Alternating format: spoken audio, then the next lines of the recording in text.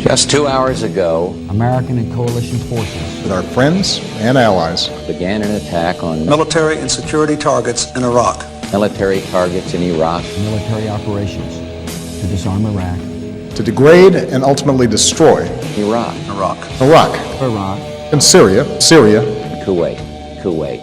As well as Iraq.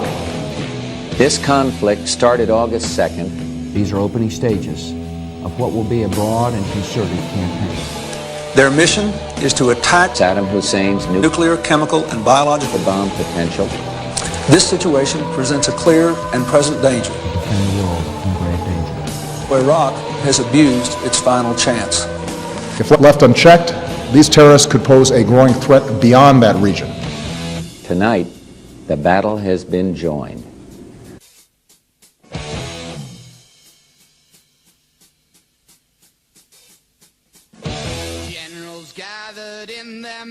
Coalition forces have begun striking selected targets of military importance to undermine Saddam Hussein's ability to wage war.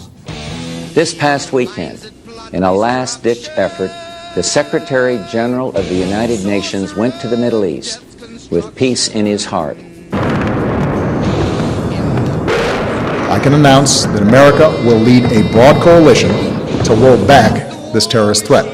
Have no choice but to drive Saddam from Kuwait by force. Moreover, I've made it clear that we will hunt down terrorists who threaten our country wherever they are.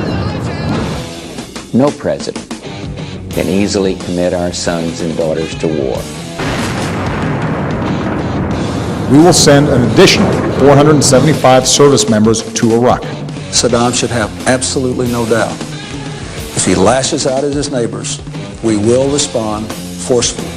And mark my words, he will develop weapons of mass destruction. Weapons of mass murder. Saddam's vast military arsenal.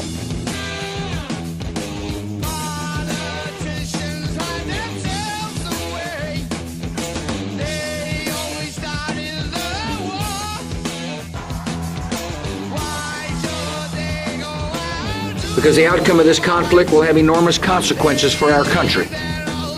Because we're acting today, it is less likely that we will face these dangers in the future. Failure in Iraq would increase the probability that at some later date American troops would have to return to Iraq. There needs to be a serious discussion about what happens if we create a vacuum into which radical movements flow. And ISIL is certainly not a state.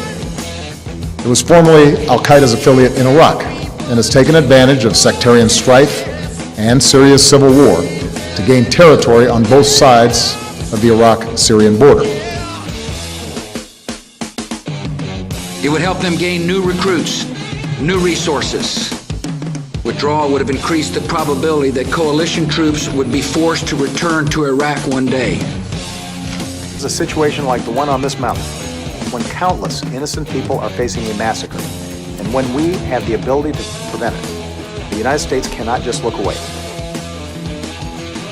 So after an extensive review, I ordered a new strategy that is dramatically different from the one we were pursuing before. I listened to our military commanders. I listened to politicians from both sides of the aisle. I did not have sexual relations with that woman. Us rushing headlong into a war unilaterally was a mistake and may still be a mistake.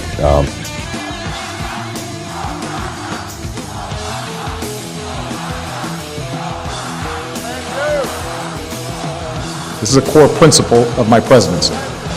If you threaten America, you will find no safe haven. I made a decision. We will meet that threat now with our Army, Air Force, Navy, Coast Guard, and Marines, so that we do not have to meet it later with armies of firefighters and police and doctors. They are the nation's finest. Tonight, as our forces fight, they and their families are in our prayers. May God bless each and every one of them, and the coalition forces at our side in the Gulf, and may he continue to bless our nation, the United States of America. Underneath the war pigs crawling, begging mercies for the sins. Satan laughing spreads his wings. Oh!